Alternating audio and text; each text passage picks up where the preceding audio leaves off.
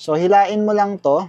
Yan. Tapos, buksan mo to. Ayan, pwede mo lang lagyan ng tubig. Tapos, ibalik mo lang dito ulit.